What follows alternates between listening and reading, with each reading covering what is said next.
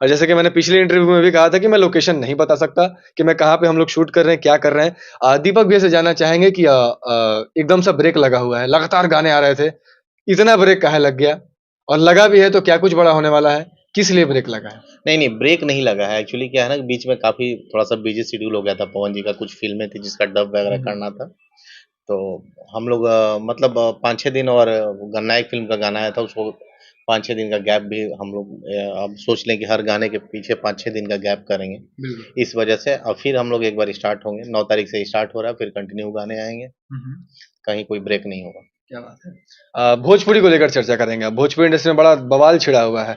हर लोग पवन सिंह का नाम लेके हिट होना चाहता है कि पवन सिंह को खोदेंगे, पवन सिंह को लेके कंट्रोवर्सी करेंगे तो मेरा भी थोड़ा सा नेम फेम बन जाएगा, थोड़ा सा मैं भी पॉपुलर हो जाऊंगा। भैया, कुछ दिन पहले ही मेरे चैनल के माध्यम से आपने एक इंटरव्यू दिया था और राकेश मिश्रा जी को बहुत सारा आपने जवाब दिया था, करारा जवाब दिया था। लेकिन फिर एक स्टेज शो के दौरान अनुपमा यादव कहती हैं कि आप मेरा साथ दीजिए, पियर फराक वाली सॉन्ग गाइए, मेरा साथ दीजिए, मुझे कॉपरेट करिए। लेकिन वो बंदा बोलता है कि मैं नहीं गाऊंगा, मेरे स्वाभिमान को ठेस पहुंचता है, मैं जो लाऊंगा अपना लाऊंगा, मैं किसी के भरोसे नहीं चलता हूँ। इस पे दीपक भैया क्या कहना चाहिए? देखिए, एक कलाकार को तो इस तरह का भाषा इस्तेमाल नहीं करना चाहिए, और मुझे नहीं लगता है कि उनके बारे में कमेंट करना चाहिए मुझे, चूंकि कमेंट करने से हमको लगता है कि उनको हम लोग ज़्यादा ये कर रहे हैं, पॉपुलर कर रहे हैं। तो एक कलाकार का भाषा ये नहीं होना चाहिए, जो भी लाऊंगा अपना लाऊंगा। हम्म। और मुझे लगता है कि अगर पवन जी का आप पीछे होली का वीडियो उठा के देखें, उसमें शायद कोरस जिन्होंने गाना, बोला है वो कोरस कर रहे हैं। सावन वाले गाने। सावन वाले गाने में तो वो सब चीज़ बोलने का चीज़ नहीं है। अभी तो यूट्यूब का ज़माना है, आप लोग खोल के देख सकते हैं कि कौन क्या कर सकता है। और मुझे नहीं लगता है कि पवन जी के मुँह से कभी आप ऐसा सब सुन सकते हैं कि मैं बिल्कुल नहीं। किसी और का नहीं। तो एक होता है ना, ओहदा होता है, उसको आप मेंटेन करना चाहिए। और ये शब्द अगर उन्होंने बोला है कि जो भी लाऊँगा अपना लाऊँगा, जो भी करूँगा, तो हम्म। मुझे लगता है कि ये शब्द नहीं बोलना चाहिए, क्योंकि बहुत ऊपर की चीज़ है। अगर एक लाइन गाने से उनका कोई फ़र्क नहीं पड़ता, कि अगर वो गा भी देते, अनुपमा यादव ने कहा तो उनको गा देना चाहिए था। इसके बिल्कुल पहले भी बहुत सारे स्टेज पे पवन जी का गाना गाए हैं, जिसका मैं खुद गवाह हूँ। बिल्कुल। अच्छा, एक और मैटर को लेके बात करेंगे।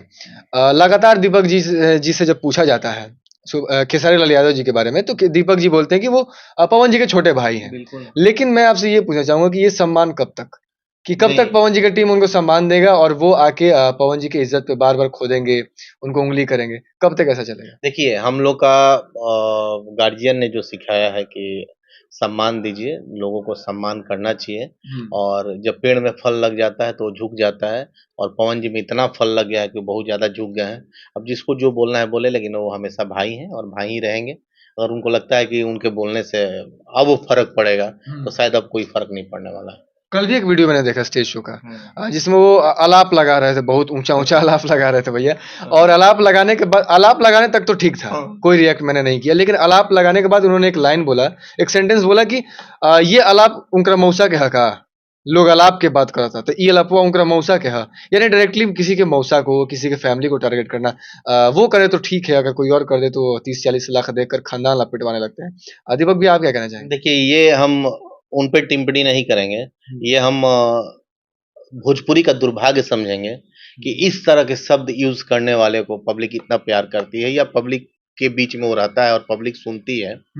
तो मुझे लगता है कि भोजपुरी का दुर्भाग्य है कि ऐसे-ऐसे लोग हैं, जो इस तरह का बात बोलते हैं, जो शायद नहीं बोलना चाहिए, और इस ओहदे पे आके एक अच्छा लेवल मेंटेन करके इस तरह का भाषा नहीं बोलना चाहिए। मुझे लगता है कि अगर भाई हम बोलते हैं, पवन जी बोलते हैं कि मेरा छोटा भाई है, तो पवन जी के मौसा उनके भी मौसा हुए, जहाँ तक मुझे लगता है, अगर समझा जाए तो। नहीं तो किसी को भी आप कुछ भी बोल सकते हैं। तो ये मुझे नहीं लगता है कि ये वो किसी का गलती नहीं है, भोजपुरी का दुर्भाग्य है, और भोजपुरी ऑडियंस का दुर्भाग्य है, जो इस तरह के लोग भी स्टार हैं भोजपुरी में, जो इस तरह का शब्द इस्तेमाल करते हैं। बताइए। लगातार यूट्यूबर्स को सम्मान देना इतना खल गया है भोजपुरी इंडस्ट्री को कि लगातार पवन सिंह पे टिप्पणी हो रही है कि चुनाव आ रहा है तो अपने मतलब के लिए यूट्यूबर्स को सम्मान दे रहे हैं। ये पवन सिंह उस समय कहाँ थे जब कोरोना काल चल रहा था? यही यूट्यूबर्स पैसा के लिए तल तल भटक रहे थे, कंटेंट नहीं मिल रहा था, तब ये पवन सिंह कहाँ थे? और एक चीज, उन्होंने कहा कि पवन भैया उन यूट्यूबर्स को सम्मान देते हैं जो दिन रात गाली देते हैं खेसारी लाल यादव को। लेकिन भैया, मैंने भी एक इंटरव्यू देखा था जिसमें एक रिपोर्टर उनका इंटरव्यू ले रहा था और उनके मुंह पर पवन सिंह को कीड़ा मकोड़ा और बेशरम कह रहा था। तो वो इस पर दीपक भैया क्या रिएक्ट करना चाहेंगे? देखिए, हमने बोला कि उनका संस्कार है, और भोजपुरी का ये दुर्भाग्य है कि इस तरह का भाषा लोग इस्तेमाल करते हैं। और मैंने भी उस इंटरव्यू को देखा था और मुझे लगा कि भोजपुरी में एक स्टार से इतने गंदे तरीके से इंटरव्यू मैंने लाइफ में नहीं देखा था कि एक स्टार से इतने गंदे तरीके से इंटरव्यू लिया जा रहा है। शायद मुझे लगता है कि पवन जी रहते और खेसारी जी के बारे में अगर ऐसा कोई इंटरव्यू ले रहा होता, तो पवन जी उसको रिएक्ट कर देते और डाँट देते या इंटरव्यू नहीं देते। लेकिन ये भोजपुरी का बहुत बड़ा दुर्भाग्य है कि एक यूट्यूबर इस तरह का शब्द इस्तेमाल करके उकसा रहा है एक स्टार को कि आप बोलें, कुछ बोलें और वो स्टार उस चीज़ को रिएक्ट नहीं कर रहा।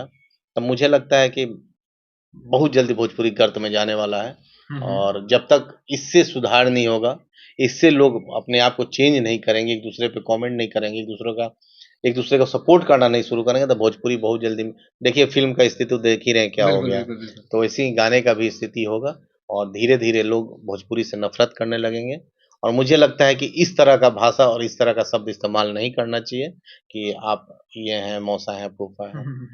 मतलब सुन के शर्म लगता है कि अरे यार आप एक जाने-माने स्टार हो, आपको दुनिया आपको मतलब लाखों लोग पसंद करते हैं, प्यार करते हैं और आप इस तरह का भाषा बोल रहे हो, तो इसमें किसी का भी गलती नहीं है।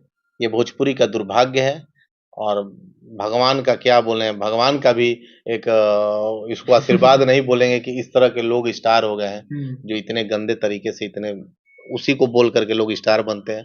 तो उनकी गलती नहीं है। हम सुनते हैं तो लोग बोलते हैं अगर हम रिएक्ट करना शुरू करें, हम उनको बायकॉट करना शुरू करें, तो लोग नहीं सुनेंगे। इस तरह का शब्द इस्तेमाल नहीं करना चाहिए। बहुत ही दुर्भाग्यपूर्ण है कि इस तरह का एक स्टार इस तरह का शब्द इस्तेमाल करता है। मुझे लगता है कि इस तरह का शब्द इस्तेमाल नहीं करना चाहिए मौसा को। यार कितना गंदा लगता है सुनने में कि आप मौसा हैं, फूफा हैं।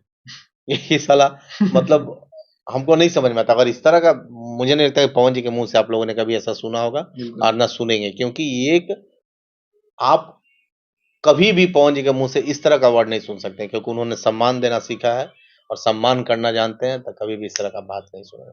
अच्छा, एक राइटर भी है भोजपुरी इंडस्ट्री में, मैं नाम नहीं लूँगा, शायद नाम लेने से कहीं 2-4 लोग उनको जान जाएँ। लेकिन उनका कहना ये है कि मेरे सामने पवन सिंह नहीं बैठ पाएँगे, मेरे सामने वो नहीं बैठ सकते हैं क्योंकि मैं अगर उँगली पे गिनवा दूँ, तो 200 गाने उनके चोरी के हैं, जो मेरे ट्यून हैं। वो मेरे सामने नहीं बैठ सकते हैं, वो दूसरे का उनसे बड़ा चोर भोजपुरी इंडस्ट्री में कौन है? उनका कहना है। आप इस पर क्या रिएक्ट करना चाहेंगे? अब देखिए हम तो देखे हैं उनका स्थिति कि पवन जी के सामने आने के बाद क्या स्थिति रहता था और बहुत हमने अपने आँखों से देखा है और शायद मैं उनके बारे में बोलूँगा तो उनका नाम हो जाएगा इसलिए मैं वैसे लोगों के बारे में चर्चा नहीं करना चाहता हूँ जो एक समय में इधर रहेंगे, एक समय में उधर रहेंगे। मैंने उनको देखा है कि एक समय पवन जी को गाना गवाने के लिए आदिशक्ति में आए थे। मेरे ही ऑफ़िस की बात है। उनका क्या स्थिति था और किस लेवल तक जा कर के तो मुझे लगता है कि उनके बारे में कोई कमेंट नहीं करें। वो हम उनको जानते ही नहीं है, ना सुनते हैं ऐसा जिसको जो अच्छा आप अब देखें ना कि हाथी चले बाज़ार कुत्ता भौंके हज़ार, तो जिसको जो बोलना है करे। हाँ, जब ऊब जाएँगे, लास्ट हो जाएगा तो फिर तो एक लिमिट तक आदमी बर्दाश्त कर रहा है, उसको बर्दाश्त करने दीजिए आप लोग, एक उसको कंट्रोल करने दीजिए। हम लोग कुछ किसी को बोलना नहीं चाहते हैं बिल्कुल। अच्छा और सब अपने भाई हैं, वो भी हाँ। भाई हैं और मुझे लगता है कि पवन जी ने उनके उनके लिए भी भाईचारा का काम किया है। उनके भी गाने गाए हैं, उनको भी प्यार किए हैं, उनका भी बात माने हैं। तो मुझे लग देखिए क्या है, अब अंगूर नहीं मिल रहा तो अंगूर खट्टे हैं। हाँ, अब पवन जी आपके गाने नहीं गा रहे हैं, कल को पवन जी उनका गाना गाने लगे, पवन जी उनके लिए सब सब कुछ हो कुछ जाएँगे। है। तो ये सब चीज़ नहीं बोलना चाहिए। एक इतना दायरा ज़रूर बचा के रखना चाहिए एक-दूसरे से। आप उस लेवल पे कभी मत जाओ कि आमने-सामने आँख से आँख मिले तो आपका सर झुक जाए। वाह! आमने-सामने भी मिले ना, तो हाँ भैया चलिए उतना गर्त में मत जाइए। हम लोग उतना गर्त में जा ही नहीं सकते हैं कि आपके नज़र से नज़र हम लोग नहीं मिला सकते। आप जब सामने खड़े होंगे नज़र से नज़र मिलाने का कुवत रखेंगे क्योंकि हम लोग कोई भी ऐसा बात नहीं करेंगे जो आपके परिवार से रिलेटेड हो और ये सब बोलना उनके डिप्रेशन और फ्रस्ट्रेशन दिखा रहा है। हम लोग तो मस्ती कर रहे हैं, हँस रहे हैं, काम कर रहे हैं, कोई दिक्कत आपकी एक-एक चीज़ तो साफ स्क्रीन पे दिख रहा है कि आप कितना फ्रस्ट्रेट हो चुके हैं, आप कितना डिप्रेशन में हैं, आप कितना परेशान हो चुके हैं पवन जी के गाना गाने से। तो इसलिए बताने का ज़रूरत नहीं है, पब्लिक है, सब जानती है भाई। अच्छा, दीपक जी कितने ग्राम का चेन पहनते हैं?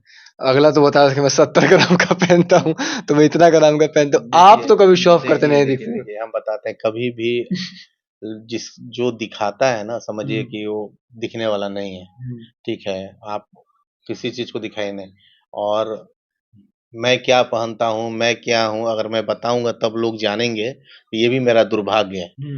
तो आप अपने आप को ऐसा स्टेबल करो, ऐसा बनाओ कि आप अगर पीतल का भी चैन पहन के निकलो तो लोग कहेगा अरे बाप रे कितना बड़ा गोल्ड